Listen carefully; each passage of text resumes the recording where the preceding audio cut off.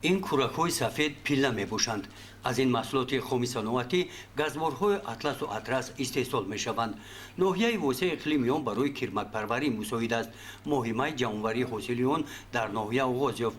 در 10 روزه اول مهمه کرمک‌پروران وسیگی حاصل جمع آوردهشان را به نقطه‌های قبول پیله آورده می‌سپارند. برای قبول محصولات استحصال نموده دهقانان در نقطه‌های قبول همه شرایط‌ها مهیا کرده شدند. در نقطه قبول پیله اطلاع دادند که با مهیا نمودن شرایط‌های مساعد برای پیله‌کاران امسال صفت و حجم استحصال محصولات خوب میباشد. در نوحیه 160 قطعه که ما وارد کردیم 160 قطعه رو در اینکوباتور زنده کردیم و تمام جماعت‌ها روی نقشه نوحیه تقسیم کردیم. کرمک به درجه عالی کرمک است. تا امروز نصیب کرده از جماعت‌ها قبول پیله را سر کردیم. 1.5 تن پیله قبول کردیم.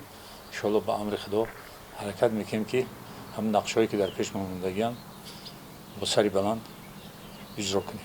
کرمک‌پروری یکی از شغل‌های قدیم‌ترین مردم تاجیک و ساحه سردرآمد و افضلیت‌ناک به حساب رفته در ناحیه وسیع سال تا سال توجه ساکنان به این شغل می‌افزاید.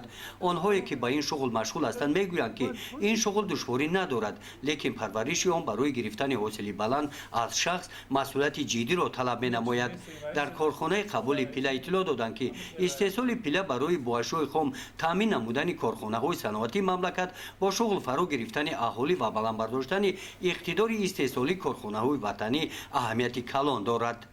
گزارش خوجا نظریف، خدای نظر ظهورов از ناحیه واسع برای برنامه اطلاعاتی نوید.